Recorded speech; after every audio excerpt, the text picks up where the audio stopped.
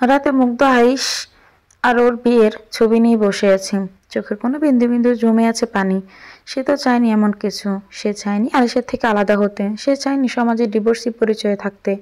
সব তো তার ভাগ্যের পরিহাস। জীবনে আমরা যাকে অনেক বেশি ভালোবাসি, বিশ্বাস করি, সে আমাদের সবচেয়ে বেশি কষ্ট দেয়। সেই জন্য হয়তো কেউ বলেছিল, জীবনে যাকে ভালোবাসা তাকে পেতেই হবে এমন কোনো কথা নেই। যদি সে তোমার না হতে চায়, যদি কেঁদেও তুমি তাকে না পাও, তবে তাকে হেসে মুক্তি দাও। সকালে মুগ্ধ যখন আরিশ সাইমা তার অপর সাইডে দেখে, তখন সে তাদের থেকে আড়ালে যাওয়ার জন্য পিছলেই সাইমা তাকে দেখে ফেলে। সাইমা মুগ্ধকে দেখে একটা বাঁকা হাসি দিয়ে মুগ্ধর দিকে আগায়। মুগ্ধ সাইমাকে আসতে দেখে দাঁড়িয়ে যায়, কারণ ও ভালো করেই জানে এখন আরও ও যেতে পারবে না। সাইমা মুগ্ধের কাছে এসে দাঁড়ায়, তারপর বলে, আরে আপু, তুই এখানে? হ্যাঁ, কলেজে যাচ্ছি। বাবা, ডিভোর্সের মাত্র 1 সপ্তাহ হলো, এর মধ্যে রাস্তায় বেরোচ্ছিস? লজ্জা শরম কর না নাকি? কেন আমার লজ্জা করবে কেন? কেউ যদি ডিভোর্সের 4 দিনের মাথায় বিয়ে করতে পারে, তো আমি কেন রাস্তায় বেরোতে পারবো না? কোন আইনে আমার জানা মতো তো লেখা নেই যে ডিভোর্সি মেয়ে রাস্তায় বের হতে পারবে না। উফ, এখনো তোর এত দেমাক আসে কোত্থেকে রে? যাই হোক, আমি আর আরিশ বিয়ে করে ফেলেছি। হ্যাঁ জানি, অন্য স্বামীকে কেড়ে নিয়ে তাকে বিয়ে করে ফেলা কত সুখের, তা তোকে না দেখলে জানতাম না। তুই কি আমাকে অপমান করছিস? মান অপমান বোধ আছে নাকি তোর? তা তো জানতাম না। এনিওয়ে, আমার দেরি হয়ে যাচ্ছে, সো এক্সকিউজ মি। বলে মুগ্ধ সোজা হাঁটা দিল কলেজের পথে। আর সাইমা ওখানের আগে ফুসতে ফুসতে বলতে থাকে, তোর লাইফ আমি হেল করে দেবো মুগ্ধ, যেমন করে সাদা ফারিসের কাছে তোকে নিচু করেছি, এবার তোর ফুল লাইফ নষ্ট করে দেব আমি। তখন দেখবো কই থাকে এই বড় বড় কথা আর অ্যাটিটিউড। সাইমা আবার আরিশের কাছে ব্যাক করলো। আরিশ এতক্ষণ ফোনে কথা বলছিল দেখে খেয়াল করেনি সাইমা তার পাশে নেই, বা মুগ্ধকেও দেখেনি। সাইমাকে আসতে দেখে আরিশ বলে, কই গেছিলে? ওই একটু সামনে গিয়েছিলাম, চলো ভিতরে চলো। আচ্ছা চলো।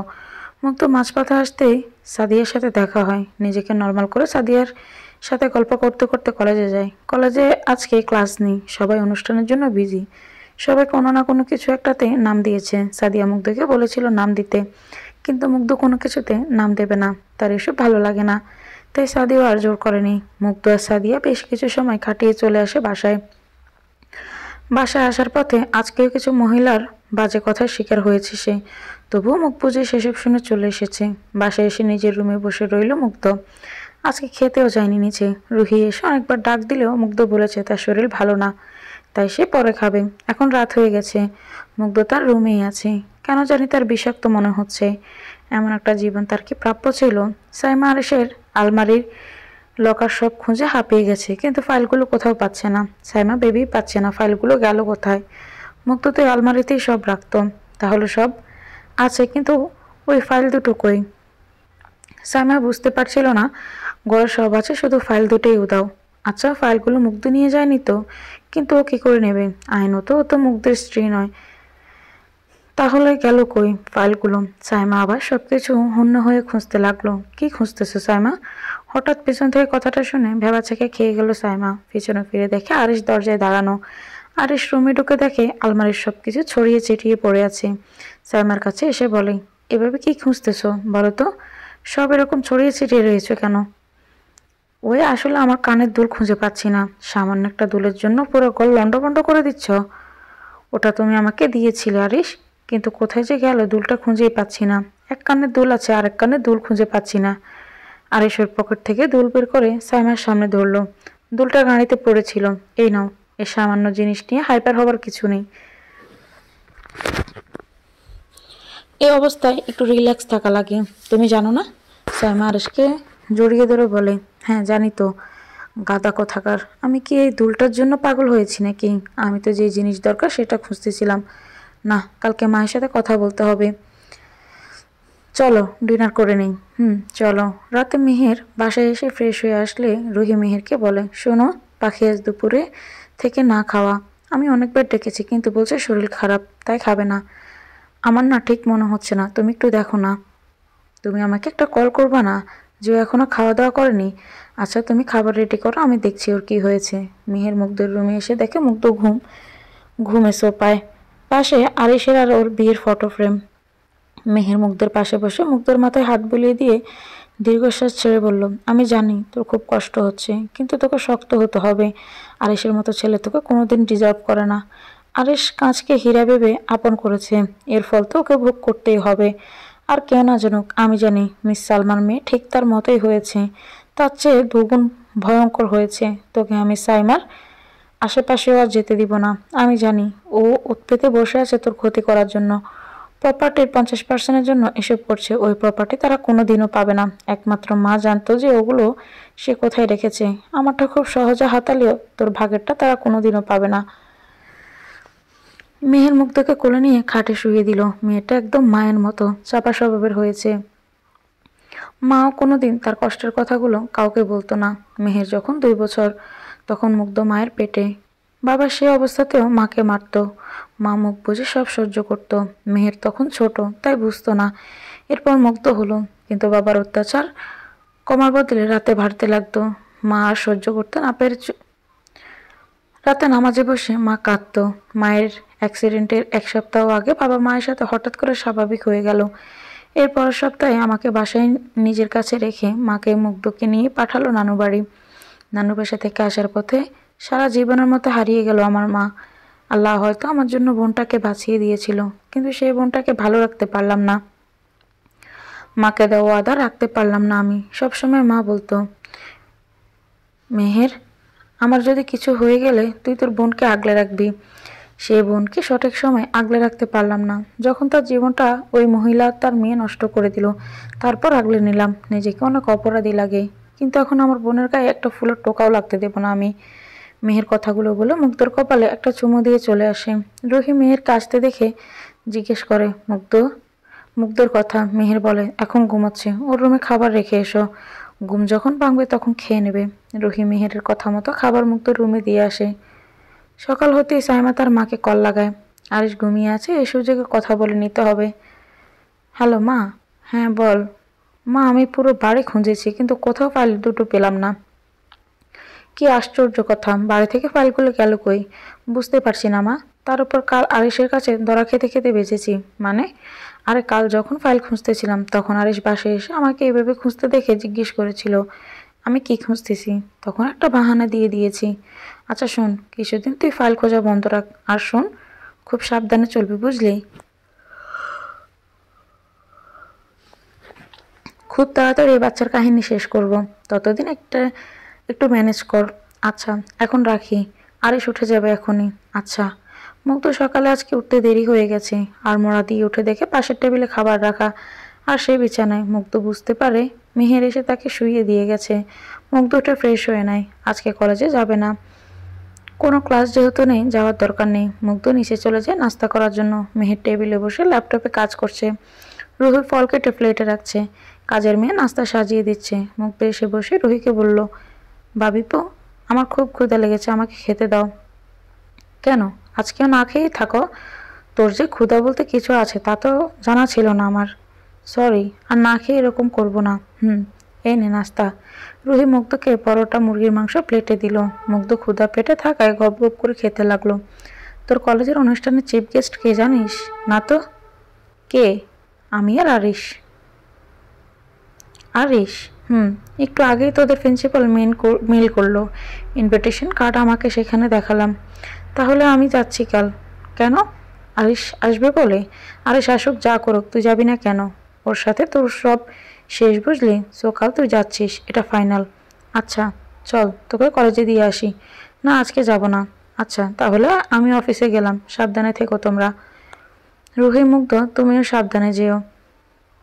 মেহের অফিসে বসে কাজ করছে। তখন ওর ফোনে কল আসে। মেহের ল্যাপটপের দিকে তাকিয়ে কল রিসিভ করে ওপাশ থেকে একজন অচেনা বলে ওঠে, আপনার বোনের সামনে খুব বিপদ, পারলে তাকে বাঁচিয়ে নেন। ছাড়বে না ওকে, ওরা ছাড়বে না। মেহের কথাটা শুনে চমকে গেল। মেহের প্রত্যুত্তরে কিছু বলবে তার আগে কলটা কেটে গেল। মেহের আবার নাম্বারটাতে ট্রাই করলো, নাম্বার বন্ধ দেখায়। মেহের কপালে চিন্তার ভাঁজ পড়ে যায়। কে, কিসের বিপদের কথা বলল? কিসের বিপদ? আজকে মুগ্ধকে কলেজের অনুষ্ঠান। সাদিয়া সে 1 ঘন্টা যাবৎ বসে আছে মুগ্ধর রুমে সোফায়, কারণ মুগ্ধ বুঝতেই পারছে না ও কি করবে। একবার শাড়ি হাতে নেয় তো একবার 3 পিস। সাদিয়া এবার রেগে বলে ওঠে, তুই কি আজকে ঘরে বসেই কাজ করবি নাকি যাবি, কোনটা? কি করব বল, বুঝতেই পারছি না কি পরবো। ওই খাড়া, আমি তোরে চুজ করে দেই, নাইলে তুই চুজ করতে আজকে অনুষ্ঠান শেষ হবে, তারপর তো চুজ করা শেষ হবে। সাথিয়া সব জামা শাড়ি চেক করে একটা লাল সোনালি রং মিশ্রানো শাড়ি পছন্দ করলো। এই নে, এটা অনেক সুন্দর, তুই এটা পর। মুগ্ধ শাড়িটা দেখে দেখলো এটা আরেসের দেওয়া বিয়ের প্রথম দিকের শাড়ি। মুগ্ধ শাড়িটা হাতে নিয়ে মুখ মলিন করে বলে, না রে, এই শাড়ি আমি পরতে পারবো না। কেন? এত কষ্ট করে খুঁজে বের করলাম, আর তুই বলস পরবি না? বোন দেখ, ওখানে অনেক গরম লাগবে, তার মধ্যে এই শাড়ি পরলে আমি মরে যাবো। তার থেকে আমি বরং এই নীল রঙের শাড়িটা পরি। আচ্ছা ঠিক আছে, তাড়াতাড়ি কর। মুগ্ধ শাড়িটা নিয়ে ওয়াশরুমে গেল, একটু পর চেঞ্জ করে বেরিয়ে আসলো। এরপর ড্রেসিং টেবিলের সামনে বসে হালকা সেজে নিল, তারপর চুলগুলো খোঁপা করে খোপার মাঝে একটা গাজরা লাগালো। বাপরে, তোকে তো একদম নীলপরি লাগতেছে। তোকে কুইট লাগছে সাধু। আচ্ছা চল। এরপর মুক্ত সাদিয়া নিচে আসে, মেহের আর রুহি যাবে পরে, আগে সাদিয়া আর মুক্ত যাচ্ছে। আচ্ছা ভাইয়া, আমরা গেলাম। আচ্ছা, এই ধর টাকা, আর আমরা পরে আসছি, সাবধানে যাবে কেমন? আচ্ছা ঠিক আছে, আসি। এরপর মুক্তা সাদিয়া চলে আসলো কলেজে। সাদাব আজকে অনেক আগেই এসেছে কলেজে। সাদাব গেটে দাঁড়িয়ে কথা বলছিল ফোনে, হঠাৎ সামনে তাকিয়ে থমকে যায় সে। একটা নীলপরি এগিয়ে আসছে তার দিকে। সাদাব অবাক নয় তাকিয়ে আছে মুগ্ধর দিকে, আপনা আপনি মুখ থেকে বের হয়, মাশাল্লাহ, মেয়েটার নামটাই শুধু মুগ্ধ না, মেয়েটার মাঝেও একটা মুগ্ধতা আছে। মুগ্ধ সাদাবকে খেয়াল না করে ভিতরে ঢুকে যায়। সাদাবও তারপর ফোনে কথা বলার মনোযোগ দেয়। সাইমা নিজের রুমে বসে রেডি হচ্ছে, আরিসের সাথে তাকে যেতে হবে কলেজের অনুষ্ঠানে। সাইমা রেডি হচ্ছিল, তখন ওর ফোনে ওর মায়ের কল আসে। হ্যাঁ মা বলো। শোন, আগামীকাল তোর বাবা কিছুদিনের জন্য বাইরে যাচ্ছে, তুই আরিসকে কিছু একটা বাহানা দিয়ে বাসায় আসিস। আচ্ছা দেখি। আরিস তো বেবির খবর শুনে আমাকে চোখে চোখে রাখে, আমার একদম ভালো লাগছে না। এই তো মা, আর কিছুদিন একটু ম্যানেজ করে নে, এরপরে বেবির ঝামেলাও চুকে যাবে। আচ্ছা ঠিক আছে, রাখছি। সালমা ফোন রেখে খাটে বসে বলতে লাগে, এই মেহেজাবিনের জন্য না আমি জীবনে সুখী হতে পেরেছি, মরে গিয়েও শান্তি দেয়নি, আর এখন ওর মেয়ের জন্য আমার মেয়েটা সুখী হতে পারছে না। কই যে রেখে গেছে মরার আগে পেপারগুলো। মুগ্ধ সাদি আর কলেজের বাকি সবাই মিলে কলেজে সব গুছিয়ে ঠিকঠাক করে নিল। চিফ গেস্টদের ফুল দিয়ে শুভেচ্ছা দিতে গেটে মুগ্ধ সাদিয়া আর চারজন দাঁড়াবে, সেই মতো মুগ্ধ সাদিয়ার বাকি চারজন ফুল নিয়ে গেটে এসে দাঁড়ালো। একটু পর চলে আসলো অনুষ্ঠানের চিফ গেস্টরা। প্রথমে এসেছে সাদাফের বাবা, মুগ্ধ তাকে ফুল দিয়ে স্বাগতম জানালো। এরপর আসলো মেহের, রুহি, মুগ্ধ আর সাদিয়া ওদের হাতে ফুল দিয়ে স্বাগতম জানালো। এবার পালা আরিশ সাইমার। আরিশ সাইমাকে দেখে মুগ্ধ সাদিয়াকে বলল, শোন, আমার একটু কাজ আছে, তুই বাকিরা মিলে এদের সামলাম, আমি আসছি বলেই মুগ্ধ চলে আসলো। সে কোনো আরিশের সামনে পড়তে চায় না। আরিশ সাইমাকে বাকিরা ফুল দিয়ে স্বাগতম জানালো। স্টেজে গিয়ে যে যার আসনে বসলো। বসার সময় মেহের আরিশের চোখাচোখি হয়। মেহেরের তো আরিশকে দেখেই রাগ উঠে যায়, কিন্তু এটা একটা অনুষ্ঠানের জায়গা, এখানে সে কোনো ঝামেলা করতে চায় না, তাই চুপচাপ বসে পড়ল। এরপর যথারীতি অনুষ্ঠান শুরু হলো, সবাই যার যার মতো পারফর্ম করছে। মুগ্ধ সাদিয়া বসে বসে দেখছে। মুগ্ধ যেন আরিশকে এক নজর না আসে তাই স্টেজে থেকে অনেক দূরে বসে আছে। মুগ্ধ সাদিয়া অনুষ্ঠান দেখছে, তখন মুগ্ধের শাড়িতে জুস ফেলে দিল রিজবি। সরি সরি মুগ্ধ, আমি খেয়াল করিনি, ধাক্কা লেগে পড়ে গেছে, আমি সরি। ইটস ওকে সাদিয়া, তুই এখানে থাক, আমি একটু এটা ধুয়ে আসছি। এটাই তো চাই, মনে মনে বলল রিজবি। ওয়াশরুমে গেল শাড়িটা পরিষ্কার করতে। মুগ্ধ এক খেয়ালে শাড়ি পরিষ্কার করছে, যে ওর খেয়াল নেই কেউ ওয়াশরুমে এসেছে। মুগ্ধ কোমর কারো স্পর্শ চমকে ওঠে, পিছনে তাকিয়ে দেখে রিজবি দাঁড়ানো। রিজবিকে দেখে চমকে ওঠে মুগ্ধ, একদম ধাক্কায় সরিয়ে দেয় রিজবিকে। এ কি রিজবি, তুমি এখানে, আর তুমি আমার কোমরে হাত দিচ্ছ কেন? জানেমান, এখন তো শুধু কোমরে হাত দিয়েছি, একটু পর সব জায়গায় দেব বলে মুগ্ধের দিকে এগোতে লাগলো। দেখো রিজবি, তুমি আমার দিকে এগোবে না, তুমি ইচ্ছে করে জুসটা আমার শাড়িতে ফেলেছ, রাইট? তোমাকে দেখার পর থেকে ঘুম উড়ে গেছে। রিজবি, আমি কিন্তু চিৎকার করব বলছি, করো, অনুষ্ঠানের মাইকের সাউন্ড তোমার গলার সাউন্ড শোনা যাবে না বলেই রিজবি মুগ্ধের দিকে হাত বাড়াতে লাগলো। মুগ্ধ ভয়ে সে কি করবে বুঝতে পারছে না, চোখ থেকে পানি পড়ছে। সবসময় কেন তার সাথেই এমন হয়? রিজবি মুগ্ধের শাড়ির আঁচলে হাত দিতে পেছন থেকে কেউ ওকে পিঠে ঘুষি মারে। রিজবি ছিটকে সরে যায়, রেগে চিৎকার করে বলে, কোন কুত্তার বাচ্চা আমার গায়ে হাত দিছে? রিজবি পিছনে ফিরে দেখে সাদাব দাঁড়ানো। সাদাফের চোখের লাল রাগে লাল হয়ে আছে, হাত মুষ্টিবদ্ধ করে আছে। রিজভী কোনো রকম ডোক গিলে আমতা আমতা করে বলে, স্যার আপনি? পালানোর জন্য 2 মিনিট দিচ্ছি, 2 মিনিটে পালাবি, এরপরে যেন কলেজে না দেখি। আজকে কলেজে অনুষ্ঠান বলে বেঁচে গেলি। রিজভী সাদাফের কথা শুনে একদম ভোঁদড়। সাদাফ এবার মুগ্ধের দিকে এগিয়ে চিৎকার করে বলে, মিনিমাম কমন সেন্স নেই আপনার মাঝে? একা একা আসছেন ওয়াশরুমে, সাদিয়াকে নিয়ে আসতে পারতেন। Do you have any idea যে আমি যদি এখন না আসতাম তাহলে কি হতো? ভাগ্য ভালো সাদিয়া আমাকে বলেছিল আপনি একা ওয়াশরুমে আসছেন, আর রিজভী আপনার পিছনে এসেছেন। এখন কান্নাকাটি অফ করে নিচে যান। জি স্যার। মুগ্ধ আর এখানে না দাঁড়িয়ে নিচে চলে গেল। সাইমা বসে বসে অসহ্য লাগছে তাই উঠে কলেজটা ঘুরে দেখছিল। তখন ওর চোখ গেল একজনের দিকে, অবাক হয়ে তাকিয়ে আছে সেই মানুষটার দিকে। তারপর মুখ থেকে বেরিয়ে আসলো, মুগ্ধ। সাইমা আর একটু ভালো করে তাকিয়ে দেখে মুগ্ধ হেঁটে আসছে সাদাফের পিছনে। সাদাফ মাস্ক পরে থাকায় ভালো করে চেহারাটা বোঝা যাচ্ছে না। সাইমা এবার মুগ্ধের সামনে এসে দাঁড়ায়, তারপর মুখ বাঁকিয়ে বলতে লাগলো, ও তাহলে তুই এই কলেজেই পড়িস? আচ্ছা আপু, তুই কি বলতো, একটু লজ্জা করে না? জানিস আজকে এখানে আরিশ আসবে, জেনে এভাবে বেহার মতো সেজে এসেছিস। তা কাকে দেখাতে এসেছিস, আরিশকে নাকি অন্য কোনো প্রেমিককে? আহ, আমিও না কাকে কি বলছি। সাইমা মুগ্ধকে কথাগুলো বলছে, সাদাফের কান তা এড়ায়নি। কিন্তু সাদাফ কিছু বলবে তার আগে সেখানে আরিশ আসে। সাইমাকে খুঁজতে খুঁজতে এখানে এসে দেখে সাইমা এখানে। সাইমা, তুমি এখানে? আরিশ আর কিছু বলবে তার চোখ যায় মুগ্ধর দিকে। অনেকদিন পর সে চেনা মুখটা সে দেখল। আরিশ নিজেকে স্বাভাবিক রেখে সাইমার কাছে এগিয়ে এসে বলল, এখানে কি করছো তুমি? তোমাকে আমি তখন থেকে খুঁজতেছি। এমনি ভালো লাগছিল না তাই হাঁটছিলাম, আর হাঁটতে হাঁটতে আপুর সাথে দেখা। দেখো না আরিশ, আপুকে দেখে মনেই হচ্ছে না তোমাকে ছেড়ে আপু খারাপ আছে। দেখো কত সেজে গুজে এসেছে।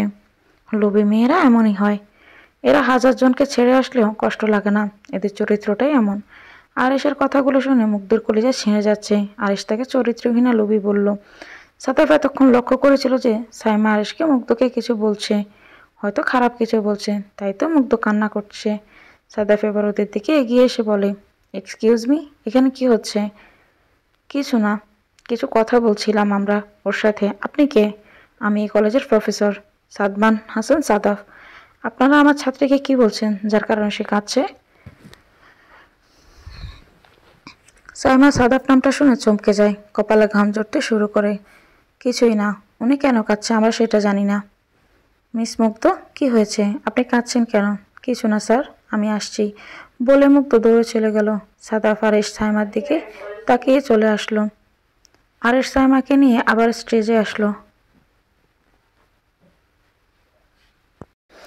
সাইমার মাথায় এখন একটাই কথা ঘুরছে, সাদাফ এই কলেজের প্রফেসর আর মুগ্ধ এই কলেজেই পড়ে। যদি সাদাফ জেনে যায় সত্যিটা যে আমি মুগ্ধ সেজে ওর সাথে নাটক করেছিলাম, মুগ্ধ কিছুই করেনি। না না, এটা হতে দেওয়া যাবে না। যেভাবে হোক এই কলেজ থেকে মুগ্ধকে বের করতে হবে। মুগ্ধ কলেজ থেকে বের হয়ে এসে চিৎকার করে কান্না করছে, যে কান্না আল্লাহ ব্যতীত কেউ দেখছে না। আল্লাহ, হয় আমাকে নিয়ে যাও, না হলে এসব থেকে মুক্তি দাও। আমি আর পারছি না। যারা অন্যায় করেছে তারা দিব্যি ভালো আছে, কিন্তু আমি কেন অন্যায় না করেও কষ্ট পাচ্ছি? আমাকে নিয়ে যাও, তুমি মায়ের কাছেই নিয়ে যাও। মাকে যে বড্ড মনে পড়ছে। মুগ্ধ একা একা কথাগুলো বলতে বলতে রাস্তার মাঝে এসে পড়ছে, খেয়াল করেনি। হঠাৎ একটা গাড়ি স্পিডে আসলো। মুগ্ধ কিছু বুঝে ওঠার আগেই সবাই কলেজের অনুষ্ঠানে মগ্ন। এমন সময় দারোয়ান দৌড়ে চিৎকার করতে করতে এসে বলছে, স্যার, আমগো কলেজের একটা মাইয়া ওই রোডে গাড়ি অ্যাক্সিডেন্ট কইরা পইরা আছে। দারোয়ানের কথা শুনে সবাই চমকে যায়। প্রিন্সিপাল সাহেব চিন্তিত হয়ে বলে, কার অ্যাক্সিডেন্ট হয়েছে? মুগ্ধ নামের মেয়েটা অ্যাক্সিডেন্ট হয়েছে। মুগ্ধর নাম শুনে মেহের বসা থেকে দাঁড়িয়ে যায়। সাদাফ না দাঁড়িয়ে দৌড়ে বাইরে এসে দেখে মুগ্ধ পড়ে আছে আর রক্তে ভেসে যাচ্ছে রাস্তা। সাদাফ সাথে সাথে মুগ্ধের কাছে গিয়ে ওকে কোলে উঠিয়ে নেয়। মেহেরও দৌড়ে এসে দেখে মুগ্ধের অবস্থা খারাপ। মেহের সাদাফকে বলে মুগ্ধকে নিয়ে গাড়িতে উঠতে। সাদাফ মুগ্ধকে নিয়ে পেছনের সিটে বসে। মেহের ড্রাইভিং সিটে বসে গাড়ি স্টার্ট দেয়। সাদিয়ার রুহি সাদিয়াদের গাড়িতে করে ওদের পিছনে ছোটে। আড়াল থেকে একটা লোক বেরিয়ে আসে ফোন হাতে নিয়ে, কল দেয় একজনকে। কাজ হয়ে গেছে ম্যাডাম, মনে হয় না বাঁচবে। মেহেরের হাত খুব কাঁপছে। সে পারে তো উড়ে যায় হাসপাতালে। চোখ থেকে পানির স্রোত বেয়ে যাচ্ছে। সাদাপ মুগ্ধের মাথায় কোলে নিয়ে বসে আছে, মনে হচ্ছে খুব কাছের কেউ দূরে চলে যাচ্ছে। আরিশ সাইমা দুজনে এখনও দাঁড়ানো কলেজে। মুক্তার অ্যাক্সিডেন্ট হয়েছে শুনে আরিশের বুকটা ধপ করে উঠেছে, কিন্তু ইগোর কারণে সে যেতে পারছে না। আর সাইমা ভাবছে সাদাবকে কীভাবে মুক্তার থেকে দূরে রাখা যাবে। 20 মিনিটের মাথায় ল্যাবেট হাসপাতালে এসে পৌঁছালো মেহেররা। সাদাব মুক্তাকে কোলে করে হাসপাতালের ভিতরে ঢুকলো। মেহের আগে কল করে দিয়েছে হাসপাতালে। মুগ্ধকে ইমার্জেন্সিতে নেওয়া হয়েছে। লাইফ সাদাফের কালো শার্ট রক্তে বেজে গেছে। রুহিয়া সাদিয়া এসে কান্নায় ভেঙে পড়ছে। মেহের চেয়ারের এক কোনায় বসে ঢুকরে কাঁদছে। মাকে যেভাবে হারিয়েছে, বোনটাকেও কি আল্লাহ সেভাবেই কেড়ে নেবে? ভাবতে মেহেরের চোখ বারবার ভিজে যাচ্ছে। সকালের দিকে জ্ঞান ফিরেছে মুগ্ধের। হাতে স্যালাইনটা খুলে দেওয়া হয়েছে। মেহের আর রুহি কালকে থেকে এখানেই আছে। সকালে নার্স এসে খাওয়ার আগে মেডিসিনগুলো খাইয়ে দিয়ে গেছে। মেহের এখন নাস্তা কিনতে যাবে বাহিরে। মেহের বের হবে এমন সময় সাদিয়া এসে হাজির। হাতে খাবারের ফল নিয়ে এসেছে। পেছনে সাদাফও আসছে। আসসালামু আলাইকুম ভাইয়া। ওয়ালাইকুম সালাম। আসো সাদাফ। ভাইয়া, কালকে থেকে আপনি ভাবি এখানে। আপনারা এখন বাসায় যান, ফ্রেশ হয়ে রেস্ট নিয়ে আসেন। আমি আর সাদিয়া এখানেই আছি। না থাক, তোমরা কেন কষ্ট করতে যাবে? তাছাড়া তোমার তো কলেজে আজকে ক্লাস আছে না? আমি প্রিন্সিপাল স্যারের সাথে কথা বলে নিয়েছি, আজকের জন্য ছুটি নিয়েছি। আপনারা যান, ফ্রেশ হয়ে রেস্ট নিয়ে আসুন। আমরা এখানেই আছি।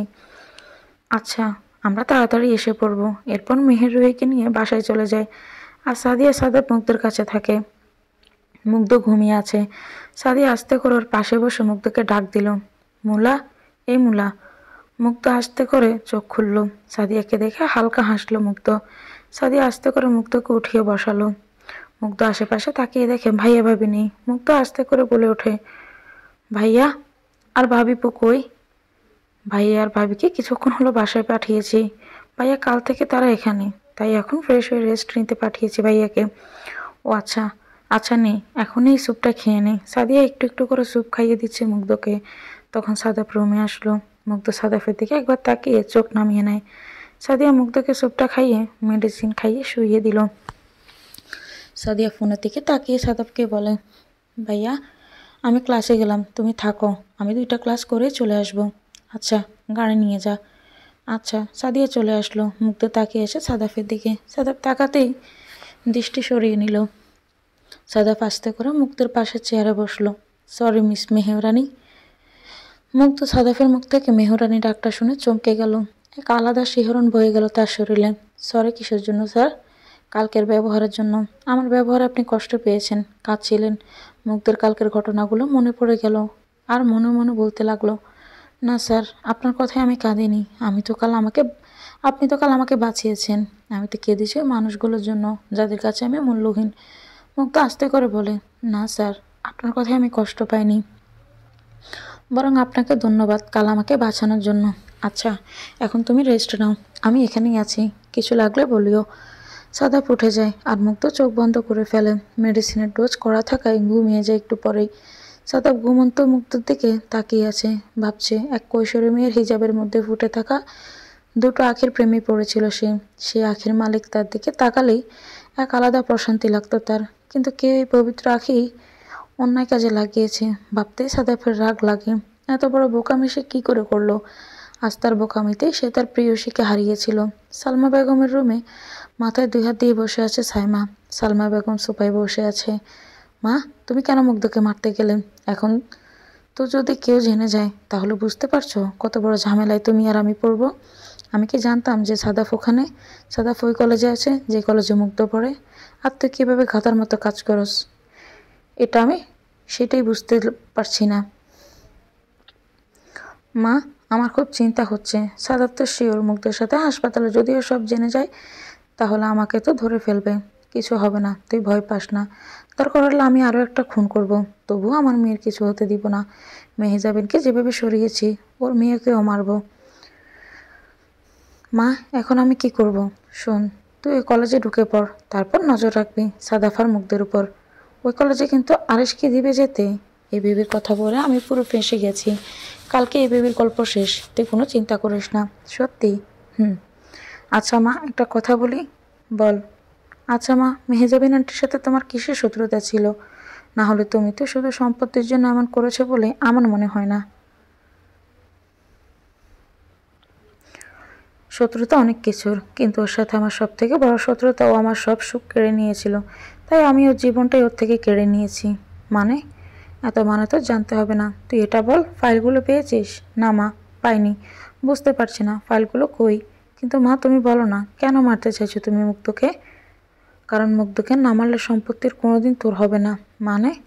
আমি মেহেজাবিনের উকিলের সাথে কথা বলেছিলাম, সে আমাকে জানিয়েছে মেহেজাবিন মুগ্ধর নামে সেই সম্পত্তি রেখে গেছে, যেটা মুগ্ধ 18 বছর হলেই ওর নামে হয়ে যাবে।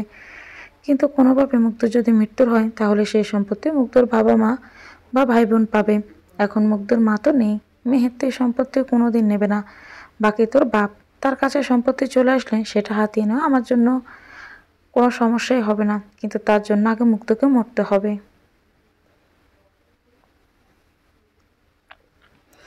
আমার আর এসব ভালো লাগছে না মা, ভয় লাগছে এখন।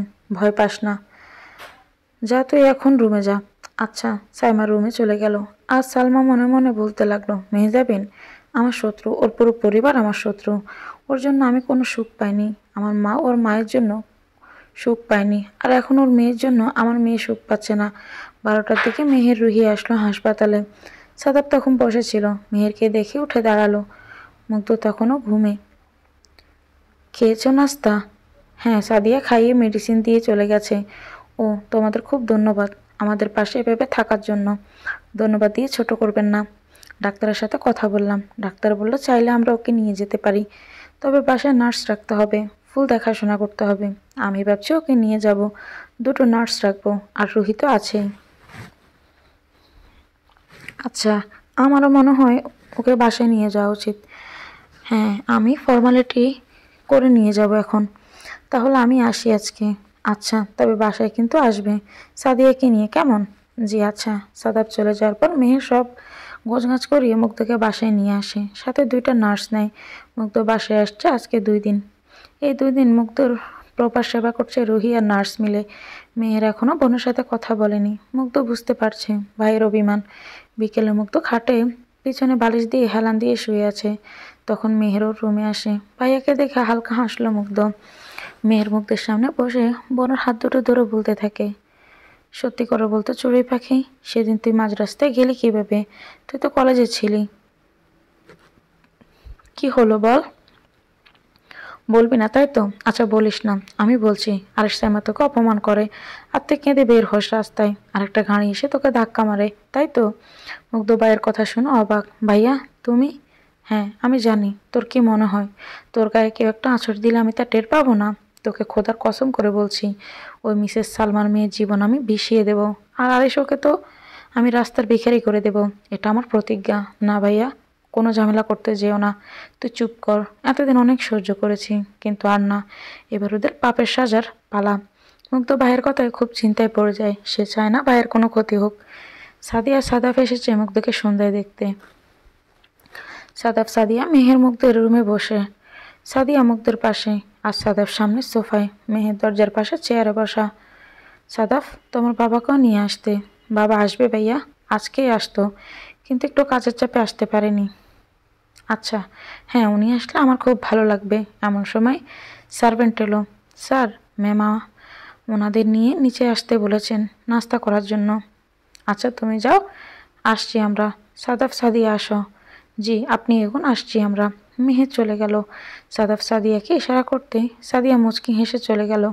মুগ্ধ আর সাদাফ এখন একা রুমে। মুগ্ধর কেমন জানি লাগছে। সাদাফ আস্তে করে উঠে মুগ্ধের সামনে এলো, তারপর একটা বক্স দিল এগিয়ে। মুগ্ধ বক্সটার দিকে তাকিয়ে আছে। সাদাফ বুঝতে পেরে বলে, ধরো এটা। মুগ্ধ আস্তে করে ধরে বক্সটা। আমরা যাওয়ার পর বক্সটা খুলবে। জি আচ্ছা। আসি, টেক কেয়ার। সাদাব চলে গেল। মুগ্ধ সাদাফের যাওয়ার পানে তাকিয়ে আছে। সাদাব সাদিয়া নাস্তা করে আরও কিছুক্ষণ মেহেরের সাথে কথা বলে চলে গেল।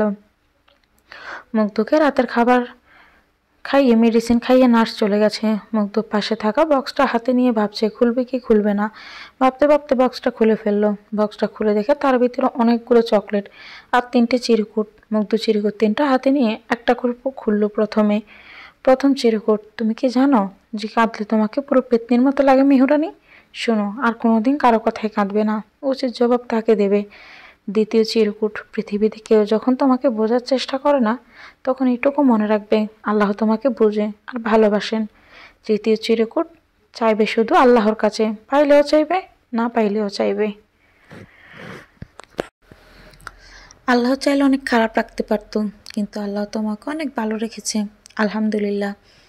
মুগ্ধ চিরকুটগুলো পড়ে মুগ্ধ হয়ে গেছে। আসলে আল্লাহ চাইলে কত খারাপই রাখতে পারতো, কিন্তু কত ভালো আছে সে। একটা এত ভালো ভাই ভাবি পেয়েছে। সত্যি কেন সে সেদিন মৃত্যু চেয়েছিল? মানুষের জীবনে অনেক কিছুই ঘটে, তাই বলে মৃত্যু কামনা করা একদম ঠিক না। দুনিয়াতে শুধু আমি একাকী ডিভোর্সি নাকি? অনেকে আছে, তারা তাদের জীবনের শেষ থেকে শুরু করতে পারলেও আমি কেন পারবো না? আমাকে আমার জীবনে ঘুরে দাঁড়াতে হবে। হ্যাঁ, আমি পারবো। নিস্তব্ধময় পরিবেশ চারিদিকে, আগরবাতির ঘ্রাণ ছড়িয়ে আছে চারিদিকে।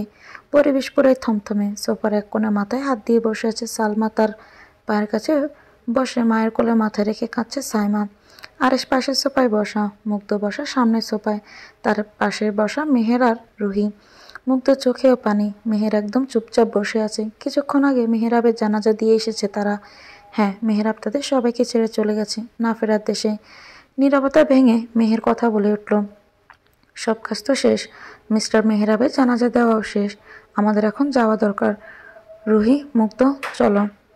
এভাবে এখানে ওনাদের একা রেখে যাওয়া ঠিক হবে? গার্ডস আছে, সার্ভেন্ট আছে, আর তার মেয়ের জামাই আছে, সমস্যা হবে না। চলো, মুগ্ধকে সাথে নিয়ে এসো, আমি গাড়িতে আছি বলে মেহের বেরিয়ে গেল। রুহি আস্তে করে মুগ্ধের কাছে গেল। পাখি চল। মেহের যেতে বলেছে। ভাবি চলো। এরপর রুহি মুগ্ধ দুজনে বেরিয়ে আসে। বাসায় ফিরতে ফিরতে সকাল 8টা বেজে গেল। কাল সারা রাত তারা ওই বাসায় ছিল। মেহের, রুহি, মুগ্ধ তিনজনে এসে ফ্রেশ হতে চলে গেল। মুগ্ধ ফ্রেশ হয়ে এসে বারান্দায় গিয়ে বসলো। মায়ের মৃত্যুর পর বাবার সাথে তার তেমন সম্পর্ক ছিল না। ছোট মা আসার পর বাবা তার খোঁজ নিত না, সে বেঁচে আছে না মরে গেছে সেই খবরই রাখতো না। কিন্তু এই মানুষটি আজকে চলে যাওয়ায় আজকে মুগ্ধের খুব কষ্ট হচ্ছে। বাবা তো মেয়েদের প্রথম ভালোবাসা, তাদের সুপার হিরো, সেই বাবা আজকে চলে গেছে, ভাবতেই খুব খারাপ লাগছে তার। গতকাল মুগ্ধ ক্লাস করে বাসায় আসে। বাসায় এসে ফ্রেশ হয়ে নিচে খেতে আসে। খাওয়ার সময় মেহের মুগ্ধকে বলে, মেহের, আরিশের প্রপার্টি 40% তোর নামই আছে এখনো। মেহেরের কথা শুনে চমকে যায় মুগ্ধ। খাওয়া বন্ধ করে কিছুক্ষণ চুপ থেকে বলে, না, নেই ওটা, আমি আরিশের নামে করে দিয়েছি। আরিশ আমার বিয়ের পর আমি জানতে পারি আরিশের বাবা একটা উইল করে গেছেন। আরিশের স্ত্রীকে তিনি সম্পত্তির 40% দিয়েছেন, কিন্তু আমার কোনোদিন এই সম্পত্তির প্রয়োজন ছিল না। আমি ভাবতাম আমার এই সম্পত্তি আমার মানে আমার স্বামীর, তাই আমি ভেবেছিলাম সম্পত্তি আমার নামে থেকে আরিশের নামে করে দেব। সেজন্য আমি আরিশের বাবার উকিলের সাথে কথা বলেছিলাম, কিন্তু তিনি বলেন যে আজকাল তো মানুষের ঠিক থাকে না, আপনি সম্পত্তি রেখে দেন, আরিশের সাথে ছাড়াছাড়ি হলে কাজে লাগাতে পারবেন। ওনার কথা শুনে মেজাজ খারাপ লাগে। পরে আমি অন্য একটা উকিলের সাথে যোগাযোগ করি। তিনি আমাকে জানান যে আমি যেন কাউকে না জানাই আমি সম্পত্তি আরিশের নামে করে দিচ্ছি।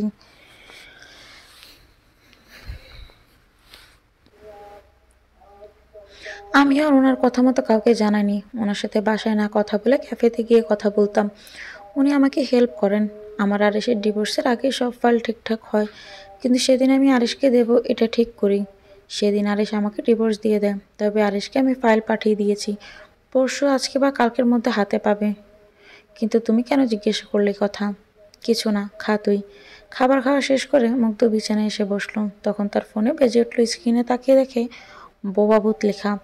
সাইমা বিরক্ত হয়ে কল রিসিভ করে। হ্যালো ভাই, আপনি কি বোবা না কালা, কোনটা বলেন তো? দূর ছাই, ইঁদুরের ছানা কল দেয়, কথা বলে না, কি অবস্থা? মুগ্ধ রেগে কল কেটে দিল। তারপর শুয়ে পড়ল। আর এদিকে সাদাব দাঁত বের করে হাসছে। আমি বোবা না কালা তা খুব তাড়াতাড়িই জানবে, তখন নিজেই বোবা হয়ে যাবে। সাদাব আবার ফোন লাগায়, তবে এবার মুগ্ধকে না, অন্য কাউকে। হ্যাঁ, সব ইনফরমেশন কালেক্ট করেছো? দেখো কোনো ভুল যেন না হয়। সাদাফার মাত্র কিছুদিন, এরপর জানা যাবে কে ছিল এত বড় খেলাটার পেছনে। রাতে মেহের, মুগ্ধ, রুহি সোফায় বসে টিভি দেখছে। তখন মেহেরের ফোনে কল আসে আননোন নাম্বার থেকে। মেহের কল রিসিভ করে। হ্যালো মেহের ভাইজান, আমি ফুলি। মেহের ভাইজান, বড় সাহেব আর নাই, বড় সাহেব আর নাই বলে কান্নায় ভেঙে পড়ে ফুলি। মেহের কথাটা শুনে স্তব্ধ হয়ে যায়। পুনরায় আবার জিজ্ঞেস করে, কি বলছিস ফুলি তুই এসব? ভাইজান সত্যি, বড় সাহেবের লাশ এইমাত্র বাসায় এসে, আপনারা তাড়াতাড়ি আহেন বলে কল কেটে দিল ফুলি। মেহের চুপ করে যায়। পাশ থেকে রুহি মুগ্ধকে জিজ্ঞেস করে যাচ্ছে কি হয়েছে। কিছুক্ষণ চুপ থাকার পর মেহের বলে, মিস্টার খান মারা গেছেন। কি কি বলছো ভাইয়া? আমাদের ওই বাসায় যেতে হবে, চলো। এরপর মেহের মুগ্ধ ওই তিনজনে চলে আসলো খান বাসায়। এসে দেখে কফিনে রাখা মেহেরাব খানের লাশ। রুহি তিনজনে আসতে করে ভিতরে আসে। মেহের খানের বিয়ে মেহেরদের দেখে ওদের কাছে আসে। মেহের লোকটাকে চেনে, তাই জিজ্ঞাসা করে এসব কি করে হলো। পিএ স্যার ব্রেন টিউমার ছিল, লাস্ট স্টেজে ছিল। আমি স্যারকে শুরু থেকে বলেছিলাম ট্রিটমেন্ট করাতে, কিন্তু তিনি রাজি হননি। দিনের পর দিন ঢুকে গেছে এই রোগটা নিজের শরীরে নিয়ে। এক সপ্তাহ আগে বিজনেসের জন্য একটা কাজে আমরা চিটংয়ে যাই। ওখানে স্যার অনেক অসুস্থ হয়ে পড়ে। পর আমরা স্যারের অপারেশন করাতে বাধ্য হই। আমি স্যারকে বলেছিলাম বাসায় জানাতে, কিন্তু স্যার কাউকে জানাবে না বলে ঠিক করেন। অপারেশনের 2 দিন ভালো গেলেও আজকে স্যারের অবস্থা খারাপ হয়ে যায়। আর উনি স্যার কাউকে কিছু বলতে না করলেও আপনাকে একটা চিঠি পাঠিয়েছেন। বলছে হাজার ঘৃণা তার উপর করলেও চিঠিটা একটু পড়তে। মেহের আর কিছু বলে না, চলে আসে কফিনের কাছে। মুগ্ধের চোখে পানি পড়ছে, কিন্তু কিসের একটা বাধায় যেতে পারছে না বাবার লাশের কাছে। লাশ সারা রাত বরফ দিয়ে লাশ রাখা হয়। ভোরে জানাজা দেওয়া হয় মেহেরাবের। নিজের রুমে ইজি চেয়ারে বসে আছে মেহের, হাতে তার বাবার দেওয়া চিঠি। গতকাল চিঠিটা দেখে মেহের পড়েনি। চিঠিগুলো মেহেরাবের নাম দেখে রাগে চিঠিটা ওভাবেই রেখে দিয়েছিল। ভেবেছিল ছিঁড়ে ফেলে দিবে, কিন্তু পরে আবার কী ভেবে ছিঁড়ে ফেলেনি। মেহের চিঠিটা অনেক সময় নিয়ে খুলল, পড়া শুরু করলো চিঠিটা। প্রিয় মেহের, যখন তুই এই চিঠিটা পাবি ততক্ষণে হয়তো আমি দুনিয়া ছেড়ে চলে যাব। তবে যাওয়ার আগে কিছু কথা তোকে জানানো খুব দরকার, যা এতগুলো বছরে কাউকে আমি জানাইনি। জানি এই কথাগুলো শুনলে তুই আমাকে আরও বেশি ঘৃণা করবি, কিন্তু তাও আমাকে বলতে হবে আজ। আমি আমার ব্যাচেলার লাইফে অনেক বেশি ছন্নছাড়া টাইপ ছিলাম। সারাদিন ফ্রেন্ডদের সাথে আড্ডা, রাত নাইট ক্লাবে গিয়ে ড্রিঙ্কস, মেয়েদের সাথে ফ্ল্যাট করতাম। আমার বাবা সেগুলো মেনে নিতে পারছিল না, তাই ঠিক করে আমাকে বিয়ে দেবে। তোর মাকে আমার বাবা নিজেই পছন্দ করে আমার জন্য ঠিক করেছিলেন। আমি বিয়েতে রাজি ছিলাম না, কিন্তু বাবা জোর করে বিয়ে দিয়ে দেয় আমাকে। বিয়ের পর তোর মাকে আমার একটুও সহ্য হতো না। রাতে এক বিছানায় আমরা মিলিত হলেও তোর মায়ের প্রতি আমার কোনো ভালোবাসা ছিল না, কিন্তু তোর মা আমাকে অনেকেই ভালোবাসতো। বিয়ের পরেও আমার জীবনযাপন আগের মতোই ছিল। বাবা তাই সকল সম্পত্তি তোর মায়ের নামে করে দেয়। বাবা জানি আমি এভাবে চললেই সব সম্পত্তি আমি লোটে উঠিয়ে দেব। তোর মা আমাকে ভালো করার অনেক চেষ্টা করে, কিন্তু বিনিময়ে আমার থেকে মার গালি, অত্যাচার এসব পায়। এরপর একদিন তুই আসার খবর দিল তোর মা আমাকে। আমি চাইছিলাম না এখন কোনো বেবি নিতে, কিন্তু তোর মা নেবেই নেবে, আর নিল তোকে। পুরুষ মানুষ, একটা চাহিদা তো থাকে। একদিন ক্লাবে দেখা হয় সালমার সাথে, জানতে পারে সালমা মেহেজাবিনেরই বন্ধু। প্রথম পরিচয় বন্ধুত্ব, এরপর ওর সাথে আমি সম্পর্কে জড়িয়ে যাই। তুই হবার পর তোর মায়ের সাথে সম্পর্ক আরও তিক্ত হতে লাগলো। তোর মায়ের সাথে সম্পর্ক বিছানা পর্যন্তই ছিল। এর মাঝে বাবা মারা গেল। এখন না চাইলেও বিজনেসে আমাকে ঢুকতে হতো। সালমার সাথে সম্পর্ক তখন আমার ছিল। এভাবে কেটে যায় 2 বছর।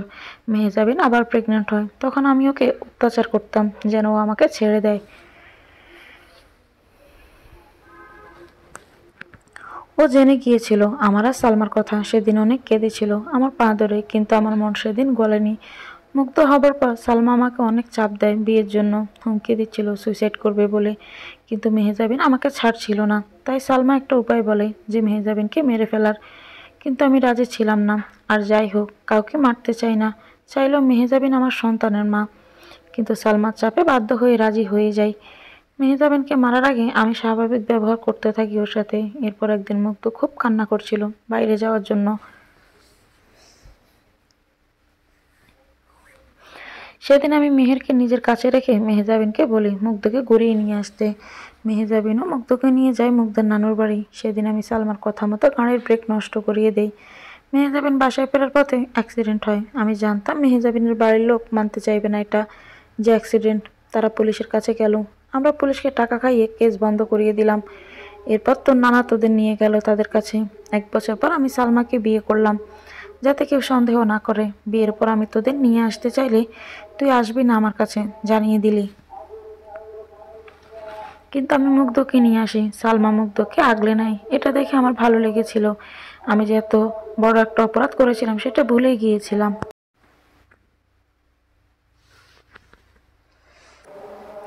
এভাবে কেটে যায় আরও 2 বছর। কাজের ব্যস্ততার মুগ্ধর কথা আমি ভুলেই যাই যে আমার একটা মেয়ে আছে, তার আমাকে দরকার আছে। এরপর সালমা মা হবে জানতে পারলাম। দেখতে দেখতে সাইমা হলো। সাইমা বদলে যেতে শুরু করলো। আমি এসব দেখতাম কিন্তু কিছুই করতাম না। এবার তোকে একটা চরম সত্যি বলি, আমার জীবনে সাইমা আমার সন্তান না। সাইমা সালমা আর ওর প্রেমিকের সন্তান। সালমার প্রেমিক ওকে ছেড়ে দিয়েছিল। আমার আড়ালে ওদের রিলেশন ছিল, এটা আমি জানতে পারি ছেলেটার মুখেই। সালমা আমার থেকে এটা লুকিয়েছিল। আমি সালমার কাছে এর কারণ জানতে চাইলে আমাকে বলে, আমি প্রতারক হলে তুমি কি? তুমি নিজেও তো প্রতারক, নিজের বউকে রেখে আমার কাছে এসেছিলে, তাই নিজের থেকে আগে তাকিয়ে আমাকে প্রতারক বলো। আমি সেদিন বুঝতে পেরেছিলাম কত বড় ভুল আমি করেছিলাম, যার মাসুল আমাকে সারা জীবন দিতে হবে। লজ্জায় আমি মুগ্ধের দিকে তাকাতে পারতাম না। সালমার অত্যাচার বেড়েই চলেছিল। মেয়েটা যখন জোরে জোরে মা মা করে কাঁদত, বুকটা আমার ফেটে যেত। আমার অপরাধে আমার মেয়েটা মা হারা হয়েছে। এরপর সাইমা বড় হলো। সাইমার মুগ্ধের প্রতি খুব ঝাড়া শুরু করে। মেয়েটাকে সালমা পড়তেও দিত না ঠিকমতো। 3বার ফেল করেছি মুগ্ধ এক ক্লাসে, কারণ মুগ্ধ না স্কুলে যেতে পারতো না বাসায় পড়তে পারতো। সাইমার পড়াশোনা ঠিকই চলছিল। বয়সে সাইমা মুগ্ধ ছোট হলেও ক্লাসে এগিয়েছিল সাইমা। এরপর মুগ্ধর এসএসসির পর বিয়ে ঠিক হয় মুগ্ধের। জোর করে বিয়ে দিয়ে দেওয়া হলো আরিসের সাথে। আমার প্রথমে মত না থাকলেও সালমা জোরাজুরিতে রাজি হয়ে যায়। সাইমা তখন ক্লাস 9-এ। ভেবেছিলাম এবার হয়তো মেয়েটা সুখে থাকবে, কিন্তু না, সালমা আমার মেয়েকে সুখে থাকতে দিল না। যেভাবে ও মেহজাবিনের ঘর ভাঙলো, সেভাবে নিজের মেয়েকে দিয়ে মুগ্ধের ঘরটাও ভাঙালো। আরিশ আমার মতো ভুলটা করলো। আমি জানতাম না যে সালমা মুগ্ধকে আরিশের কাছে বিয়ে দিচ্ছে সম্পত্তির জন্য। সেই সম্পত্তি পাওয়ার জন্য যে সাইমাকে মুগ্ধর ঘর ভাঙাতে ব্যবহার করবে, বুঝতে পারিনি রে। আমি সাইমাকে চাইলেও কিছু বলতে পারতাম না, কারণ আমি সাইমাকে কিছু বললে তার ঘাটা মুগ্ধর উপর গিয়েই পড়বে। আমি জানতাম, বাপ হয়ে দেখে গেলাম চুপ করে মেয়ের ঘর ভাঙন। আমি জানতাম আমার মেয়ের পাশে আর কেউ না থাকলেও তুমি থাকবে, তুমি ওকে আগলে রাখবে। আমার পাপের বোঝা অনেক বেশি হয়েছে, তাই আল্লাহ আমাকে এই দুনিয়ায় রাখতে চাননি, উপরে নেওয়ার ডাক পাঠিয়ে দিলেন। ব্রেন টিউমার ধরা পড়ল। আমার হাতে বেশি সময় নেই জানি, তাই তোমাকে সব জানিয়ে যেতে চেয়েছিলাম। মুগ্ধকে আগলে রেখো। সালমা আমাকে একদম ওর মতো ভয়ঙ্কর বানিয়েছে। সাইমা সালমার থেকে ওকে সামলে রেখো। আমাকে মাফ করিও। আমি বলবো না। আমি যা করেছি তার শাস্তি আল্লাহ আমাকে পদে পদেই দিয়েছে। ভালো থেকো। বোনকে নিজের স্ত্রীকে নিয়ে ইতি তোমার অপরাধী ভাবা। চিঠিটা পুরো পড়ে মেহেরের চোখে পানিতে ভিজে গেছে। মেহের জানতো তার বাবা মাকে ঠকিয়েছে, কিন্তু তাকে সে মেরেছে এটা সে ভাবেনি। হাউমাউ করে কাঁদতে কাঁদতে মেহের ছেলেদের কাঁদতে নেই, কিন্তু অতি কষ্টে ছেলেরাও কাঁদে, যেমন আজ মেহের কাছে। মেহেরাব খান মারা গেছেন আজকে 1 সপ্তাহ। 1 সপ্তাহ মেহের মুক্ত দুজনেই অনেকটা চুপচাপ ছিল। মেহের একটু বেশিই চুপচাপ ছিল, তবুও নিজেকে শক্ত রেখে সব দিক সামলে গেছে। আজকে মুগ্ধকে কলেজে দিয়ে গেছে সে। মুগ্ধ চুপচাপ আস্তে করে হেঁটে যাচ্ছে ক্লাসরুমে। ক্লাসে আসতে সাদিয়া এসে তাকে জড়িয়ে ধরল। মুলা, কেমন আছিস? ভালো। তুই কেমন আছিস? ভালো। চল বস। মুগ্ধকে নিয়ে সিটে বসলো সাদিয়া। মুগ্ধ মেহেরাব মারা যাওয়ার পরের দিন সাদিয়াকে কল দিয়ে জানিয়েছিল তার বাবা মারা গেছে, কিছুদিন সে কলেজে আসবে না। আজকে প্রথম ক্লাস সাদাফের। সাদাফ ক্লাসে আসলো। ক্লাসে এসে তার চোখ গেল মুগ্ধের দিকে। সাদাফ একটা মুচকি হেসে দিয়ে ক্লাস শুরু করলো। ক্লাসে পড়ানোর 5 মিনিটের মাঝে প্রিন্সিপাল আসলো। মিস্টার সাদাফ, আমাকে 5 মিনিট সময় দেওয়া যাবে? জি স্যার, অবশ্যই। আজকে আপনার ক্লাসে আরেকটি নতুন ছাত্রী জয়েন করেছে। কে? এই যে এই মেয়েটা। আসো মা, ভিতরে এসো। সাদাফ সহ সবাই তাকালো। মুগ্ধ তো তাকিয়ে অবাক হলো, মুখ থেকে বেরিয়ে আসলো, সাইমা। সাইমা ভিতরে ঢুকলো। সাইমাকে দেখে সাদাফ অবাক হলো। প্রিন্সিপাল স্যারের দিকে তাকিয়ে বলে, স্যার, ইনি তো। হ্যাঁ, এ হলো সাইমা ইসলাম, মেহেরাব খানের মেয়ে। মেহেরাব খান তো চিনেন, যিনি গত 1 সপ্তাহ আগে মারা গেলেন। এ হচ্ছে তার ছোট মেয়ে, আর তার আরেক মেয়েও এই ক্লাসে আছে, মেহেরুবা ইসলাম মুগ্ধ। কই? মুগ্ধ আস্তে করে বলে ওঠে, জি স্যার। হ্যাঁ, এই তো, এই হলো 2 বোন। ও আচ্ছা, ওকে আমি আসছি, আপনি ক্লাস কন্টিনিউ করেন। প্রিন্সিপাল স্যার চলে গেলেন। সাদাফ সাইমাকে সিটে গিয়ে বসতে বলল। সাইমা সিটে বসার সময় মুক্তির দিকে তাকে একটা বাঁকা হাসি দেয়। সাদাফ ক্লাস করাচ্ছে আর সাইমার মুভমেন্ট দেখছে। ক্লাস শেষ হতে সাদাফ চলে যায়। বাকি ক্লাসগুলো মুগ্ধ তাড়াতাড়ি করে বেরিয়ে আসে, কারণ সে সাইমার মুখোমুখি হতে চায় না। তাড়াহুড়ো করে বাসায় এসে পরে মুগ্ধ বাসায় এসে সোজা নিজের রুমে চলে গেল সে। ভালো লাগছে না তার। সাইমা এই কলেজে কেন? কিছুই বুঝতে পারছে না সে। এদিকে সাদাফ কলেজের পর মুগ্ধকে খুঁজতেছে কিন্তু পাচ্ছে না। পরে সাদিয়ার থেকে জানতে পারে মুগ্ধ বাসায় চলে গেছে। সাদাফও তাই সাদিয়াকে নিয়ে বাসায় চলে আসে। সোফায় মাথা নিচু করে বসে আছে আরিশ। হাতে তার একটা ফাইল। হ্যাঁ, আরিশের হাতে প্রপার্টির ফাইল। মুগ্ধ তাকে যে প্রপার্টি দিয়ে দিয়েছে সে ফাইল এটা। এখানে খুব সুন্দর করে লেখা আরিশের বাবা মুগ্ধকে যেই 40% সম্পত্তি দিয়েছিল তা মুগ্ধ সজ্ঞানে নিজের চেয়ে আরিশের নামে করে দিয়েছে। এখন আরিশ এই সব সম্পত্তির মালিক। আজকে সকালে ফাইলটা হাতে এসেছে তার। আরিশ মাথায় হাত দিয়ে বসে আছে। সম্পত্তি যদি মুগ্ধ আমার নামেই করে দেয় তাহলে ও আমাকে মারতে কেন চাইবে? আর ডিভোর্সের পর তো এই সম্পত্তি ও নিয়ে যাওয়ার কথা। তা না করেও আমাকে এই সম্পত্তি দিয়েছে। যে সম্পত্তির জন্য আমাকে মারতে চাইলো সেই সম্পত্তি ফেরত দিয়ে দিল। কিন্তু কেন? আরিশ পাশে থাকা ফোনটা হাতে নিয়ে ওর বাবার উকিলকে কল করলো। 2বার রিং হবার পর রিসিভ হলো। আসসালামু আলাইকুম আঙ্কেল। ওয়ালাইকুম সালাম। কেমন আছো আরিশ বাবা? আলহামদুলিল্লাহ। আপনি? ভালো। বৌমা কেমন আছে? জি ভালো। আঙ্কেল আপনার কাছে কিছু কথা জানার জন্য কল দিয়েছিলাম। হ্যাঁ বলো, কী কথা? আচ্ছা আঙ্কেল, বাবা যে একটা উইল করেছিলেন যেখানে তিনি বলেছিলেন আমার ওয়াইফ সম্পত্তির 40% পাবে। আচ্ছা, কোনোভাবে যদি আমাদের ডিভোর্স হয়ে যায় তখন কি সেই সম্পত্তি নিতে পারবে বা আমাকে দিয়ে দিতে পারবে? যদি তোমাদের ডিভোর্স হয়ে যায় তাহলে আইনত প্রপার্টি সে নিতে পারবে, আবার চাইলে নাও নিতে পারে। কিন্তু তোমার নামে করে দিলে সেই প্রসেস হতে অনেক সময় লাগবে। কিন্তু যদি ডিভোর্স না হয়, তোমরা একসাথে থাকলে তখন তোমার নামে করে দিতে চাইলে সেটা অনেক তাড়াতাড়ি হয়।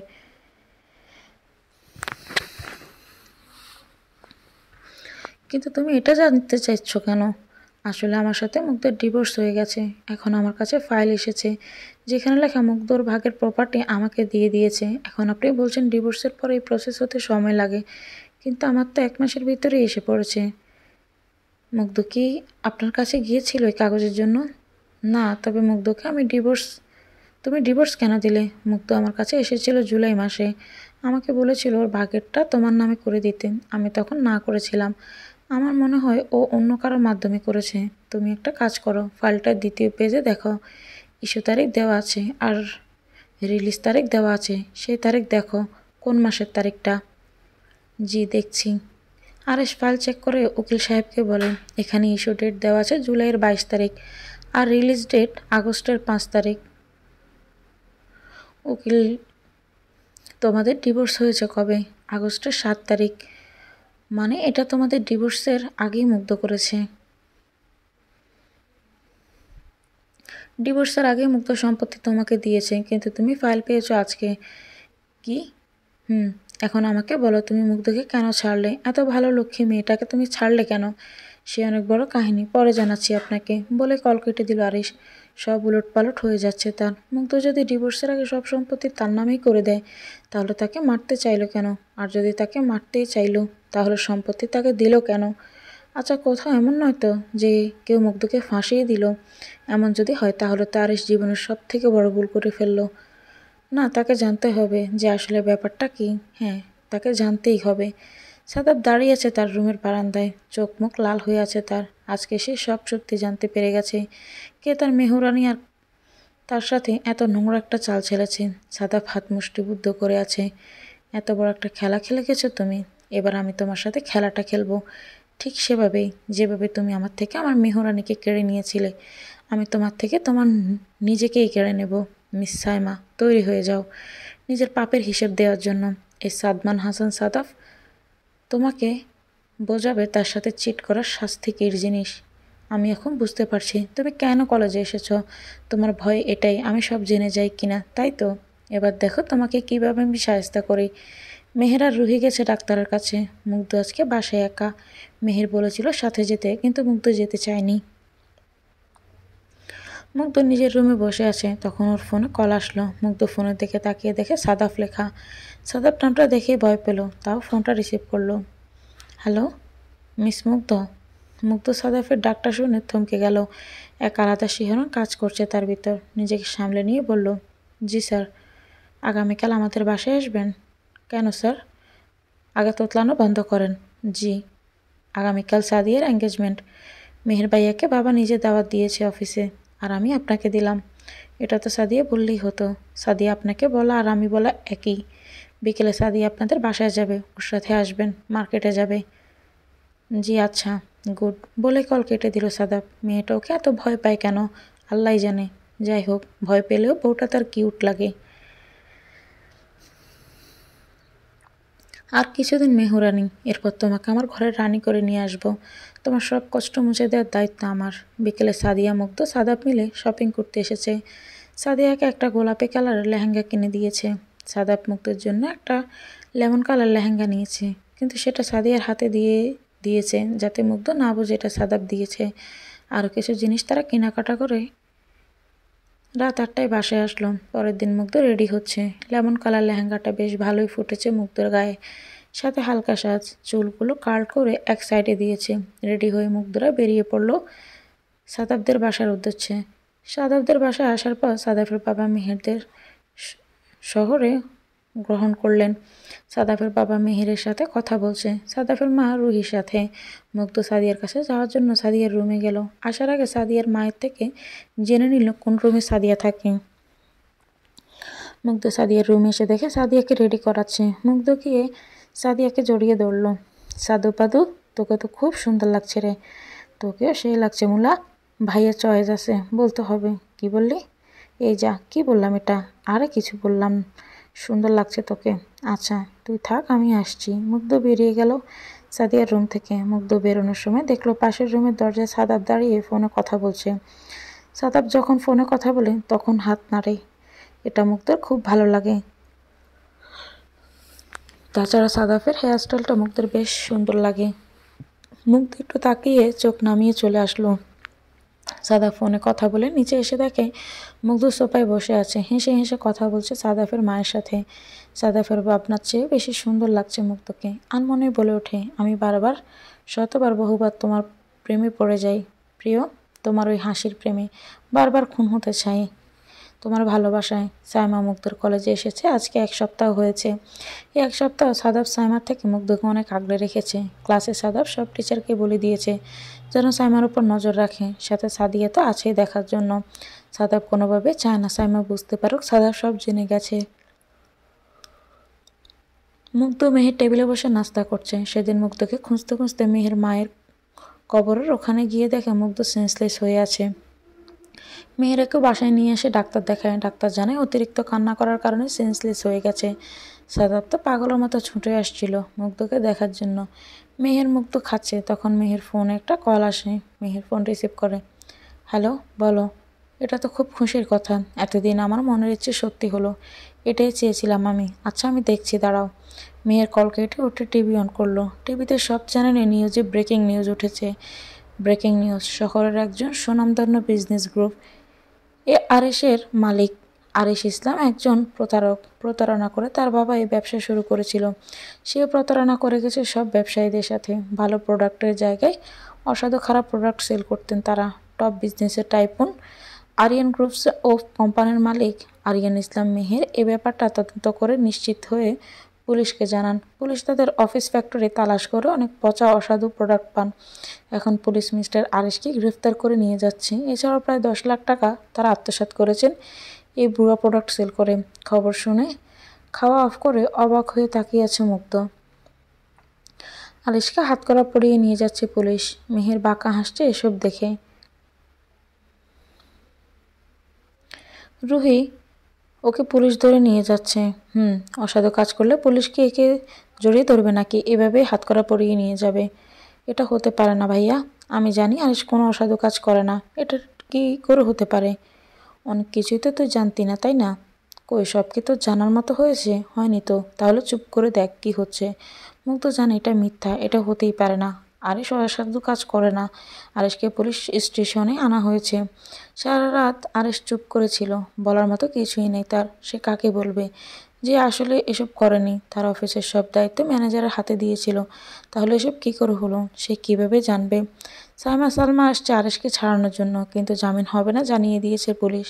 মেয়ের অফিসের চেয়ারে বসে হাসছে আর বলছে, কেমন লাগছে আরিশ সবার সামনে অপমানিত হতে? আর সব মিডিয়া টিভি নিউজে তুই তুই আমার বোনকে কাঁদিয়েছিস, ওকে অপমান করেছিস। তোর জন্য বোনটা আমার মরতে বসেছিল। ওর চোখের একটা পানির দাম তোর চোখের পানি ঝরিয়ে আমি নেব। বলেছিলাম না, এই তো শুরু। পথের ফকির হয়েছিস, এবার হবি একদম একা, কেউ থাকবে না তোর। তোর মিসেস হিসেব তো নেবে সাদাফ, আর আমি নেব তোর হিসাব।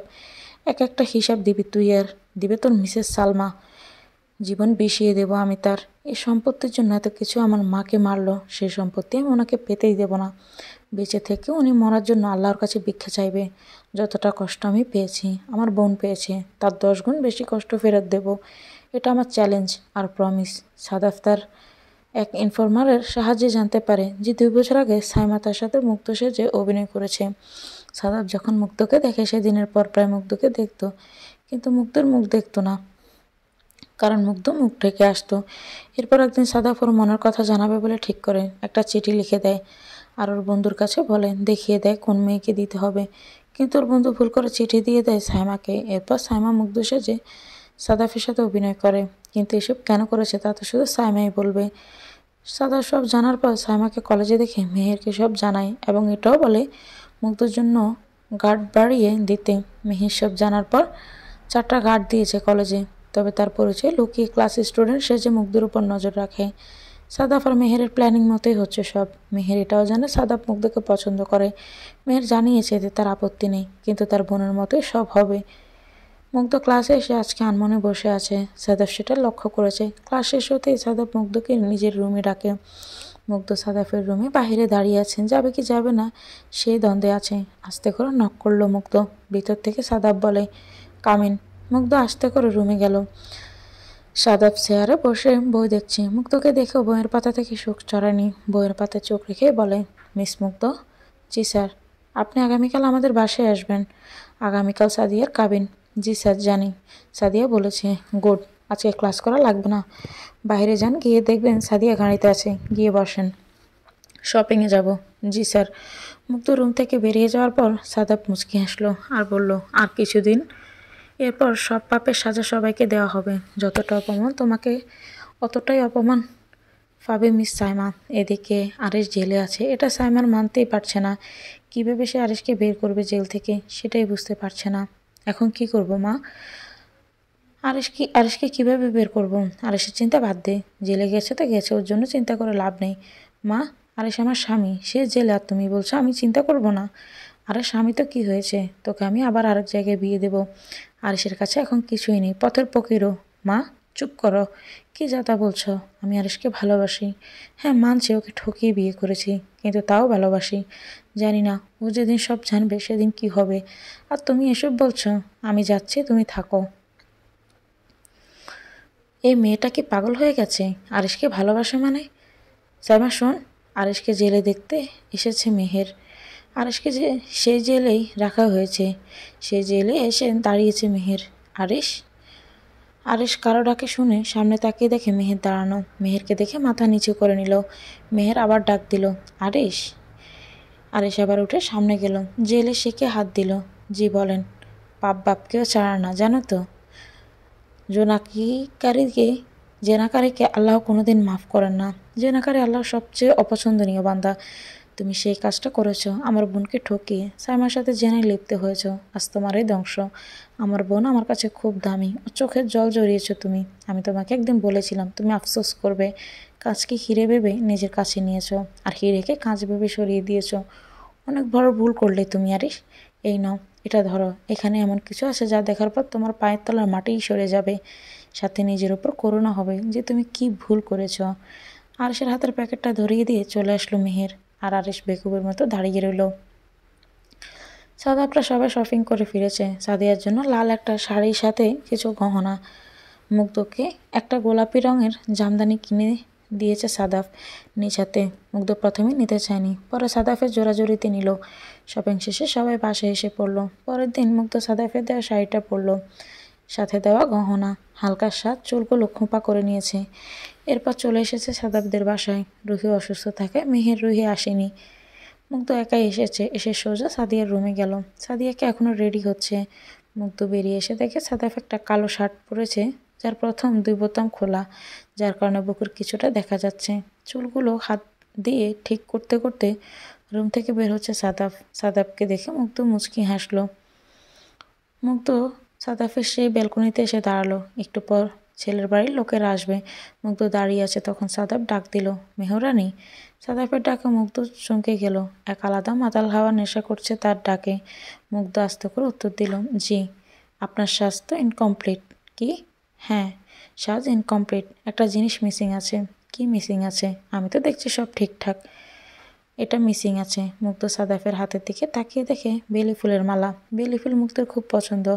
খোপায় বেলি ফুল পরতে খুব পছন্দ করে সে। সাদাফ আস্তে করে মুগ্ধের পিছনে এসে খোপায় নিজ হাতে পরিয়ে দেয় বেলি ফুলের মালা। মুগ্ধ নিজ অজান্তে হেসে দেয়। এক আলাদা ভালো লাগা কাজ করছে তার ভেতর। এক আলাদা শিহরণ বয়ে যাচ্ছে। সাদাফ এভাবে মুগ্ধের কানের কাছে মুখ নিয়ে বলে, এখন মেহরানিকে দেখতে একদম পারফেক্ট লাগছে, ঠিক একটা বউদের মতো। কথাটা বলে সাদাফ চলে আসে। আর মুগ্ধ লজ্জায় লাল হয়ে গেছে। এ কেমন অনুভূতি হচ্ছে? এক আলাদা অনুভূতি ছেয়ে গেছে তার মাঝে।